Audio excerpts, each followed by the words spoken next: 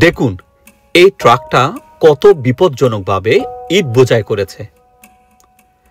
ছোটখাটো ঝাঁকুনিতে এই ইট মহাসড়কের উপর যেয়ে পড়বে। একটু ভাবুন তো, ঠিক তার পেছনেই আপনার মোটরসাইকেল কিংবা কোনো একটা বাহন। ভয়াবহ দুর্ঘটনা ঘটতে পারে। এরকম কোথাও কোথাও মানুষের মৃত্যুও হয়েছে কিংবা কেউ কেউ পঙ্গুত্বও বরণ করেছে।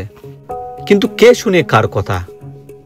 এভাবে ইট বোঝাই করলে তারা অতিরিক্ত পয়সা পায়, আর সেজন্য এই ঝুঁকিটা নেই।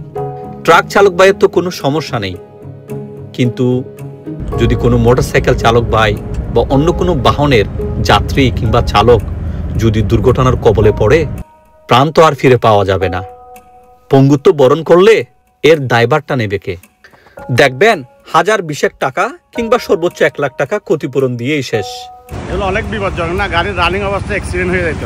এরকম ইট পড়ে গেলে পিছন থেকে গাড়ি নিয়ে আসলে গাড়ি অ্যাক্সিডেন্ট হয়ে যায়। কি করা দরকার? এগুলোর জন্য প্রশাসনকে সচেতন হওয়া দরকার। চট্টগ্রামের হাটহাজারী উপজেলার চট্টগ্রাম খাগড়াছড়ি মহাসড়কের আব্বাসিয়া পুল এলাকা থেকে এই ভিডিও ধারণ করা হয়েছে। প্রশাসন যেন এই বিষয়ে কঠোর পদক্ষেপ গ্রহণ করে, এমনটাই সাধারণ জনগণ প্রত্যাশা করে।